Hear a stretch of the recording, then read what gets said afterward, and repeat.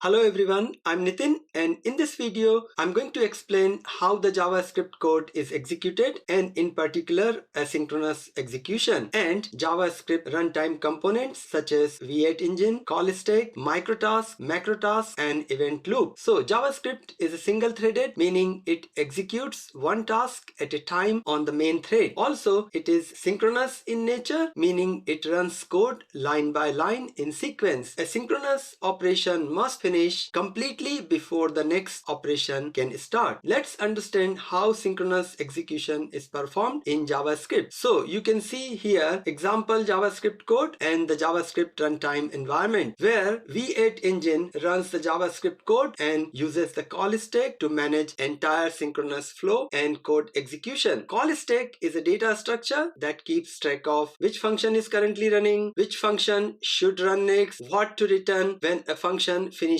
etc. Note, V8 engine has other components such as interpreter, compiler, heap, garbage collector, which I have not included here for the sake of simplicity. Now let's look at synchronous flow and execution. Here we have got three console.log statements which will be executed in a sequential manner. So V8 engine pushes the first statement onto the call stack and executes it, and we get the output, which is just the message. Then second goes to the call stack, V8 executes it and we get the output. Finally, the third statement goes to the call stack, V8 executes it and we get the output. In summary, V8 engine pushes the execution context for every single JavaScript function call and statement onto the call stack as it encounters them, regardless of whether that code is synchronous or initiating an asynchronous operation. Remember, for synchronous execution, we only require V8 engine and its call stack. We do not require other JavaScript runtime components. Now let's look at asynchronous execution. So first of all, what is asynchronous execution? In simple language, it means something will happen in the future, not right now. Asynchronous execution is a programming model that allows long-running operations to be performed in the background without blocking the main execution thread. As we know, JavaScript is single-threaded. If a long task ran synchronously, it would freeze the entire application. Asynchronous execution solves this by passing the long task to the runtime environment component, like web APIs in browsers or C++ libuv libraries in Node.js, and moving on to the next task immediately. Before we get into how asynchronous execution works, let's quickly understand the two kinds of tasks in JavaScript: microtask and macrotask. So microtask and macrotask are two distinct categories of asynchronous tasks in JavaScript that are managed by the event loop to ensure non-blocking execution, each having different priorities and executed at different times within the event loop cycle. Macrotasks are larger, lower priority asynchronous tasks that are handled by web APIs or libuv library, and after their completion they get queued in the macrotask queue and handled by the event loop after all microtasks are finished. Whereas microtasks are smaller, higher priority asynchronous tasks that the JavaScript engine processes right after the currently executing function or synchronous code and after the call stack is empty, but before moving on to the other tasks in the event loop. Here in the JavaScript code, the first three tasks are macrotasks and the last three are microtasks. Each task has its own callback, from callback 1 to callback 6. A callback is simply a function passed as a parameter into another function. Don't worry if you are not familiar with these functions yet, you can learn them later from my other videos. Let's look at other runtime components. Next is event loop, which checks if the call stack is empty, then processes microtask first and macrotask next, sending each task to the call stack in order of priority. The event loop is an infinite loop that governs the execution cycle. The last runtime component, the web APIs in the browser or libuv library in Node.js, they run all macrotasks and push their callbacks into the macrotask queue. If you are wondering who pushes microtask into the microtask queue, the answer is the JavaScript engine. But remember, both queues are managed by the event loop and tasks are sent to the call stack based on their priority. Both microtasks and macrotasks are ultimately pushed onto the call stack by the V8 engine, but it is the event loop that decides the timing. Let's start by looking at how how macrotasks run. In our example, we have 3 macrotasks, that is 3 asynchronous functions. When each asynchronous function is triggered, v8 puts the function onto the call stack and then hands off the actual async work to the web API in the browser or to the libuv library in Node.js. The same thing happens for the second macrotask and for the third macrotask. More precisely, v8 engine begins executing asynchronous functions by pushing their execution context onto the call stack, and then the code inside the function calls an external module, means asynchronous API, and that API registers the task along with its callback. Once the web API or libuv finish the work, they move the callback into the macrotask queue. From there, the event loop decides when to send these macrotasks from the macrotask queue to the call stack for their execution. It waits until the call stack is empty and there are no microtasks waiting. Once everything is clear, it takes the next macrotask from the queue and puts it onto the call stack so v8 can execute it. The same process repeats for the second macrotask. The event loop checks that the call stack and microtask queue are empty, then moves the next macrotask onto the stack so v8 can execute it. Finally, the third macrotask goes through the exact same cycle and is executed by v8 engine. Now let's look at how microtasks run. In our example, we have 3 microtasks, that is 3 asynchronous operations. When each async function is triggered, so v8 pushes the first asynchronous task onto the call stack. As soon as a promise resolves, v8 takes the corresponding callback and places it into the microtask queue. The same thing happens for the second microtask and for the third microtask. Now the event loop decides when to send these microtasks from the microtask queue to the call stack for their execution. However, this process is slightly different from macrotask. Here, once the call stack becomes empty, the event loop initiates an immediate microtask checkpoint. It basically tells the JavaScript engine, now is the time to execute everything in your microtask queue one by one. As you can see, it is executing here, and all the tasks are executed by v8 engine in this manner. During this process, new microtasks can be added to the queue. If that happens, the event loop keeps processing them immediately without stopping until the microtask queue is completely empty. Because of this, macrotasks might have to wait longer before they get a chance to run. And remember, the microtask queue is an internal part of the v8 engine itself. You may be wondering, if v8 engine is going to execute microtask callback in the call stack later, then what is the point of pushing them into microstack queue in the first place? So the main reason for executing asynchronous tasks later is about maintaining execution order and preserving the synchronous nature of the call stack. Let's look at this example with 4 tasks where first and last tasks are synchronous and 2 middle tasks are asynchronous or microtasks. So v8 pushes the first synchronous task onto the call stack and executes it, and we get the output. Then next microtask goes to the call stack, and when promise is resolved, the v8 engine places the associated callback into the microtask queue, and same applies to the third microtask. Finally, the last synchronous task goes to the call stack, v8 executes it, and we get the output.